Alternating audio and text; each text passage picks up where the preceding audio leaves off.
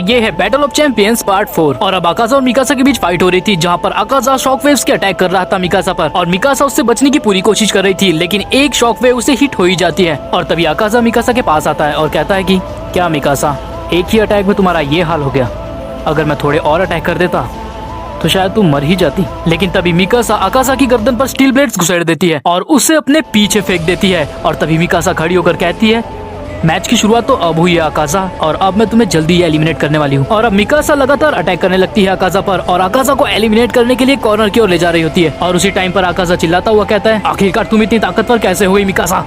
और एरन इनकी फाइट बहुत गौर से देख रहा होता है। और अब मिकासा एलिमिनेट करने वाली थी आकाजा को, लेकिन तभी एरन वहाँ पर चिल्लाता हुआ कहता है कि मिकासा वो एक्टिंग कर रहा है। और जब तक मिकासा को ये बात समझ आती तब तक आकाजा मिकासा को बाहर फेंक चुका था, और यहीं पर मिकासा एलिमिनेट हो जाती है। और तभी ग्रैंड प्रिस्ट कहते हैं कि मिकासा एलिमिनेट हुई और इस मैच का विनर है आकाजा। और अब ग्रैंड प्रिस्ट सेकंड फाइट के लिए फाइटर व्हील घुमाते हैं, जिसमें पहला नाम आता है सुकुना का, और उसका ओपोनेंट निकलता है मुजान।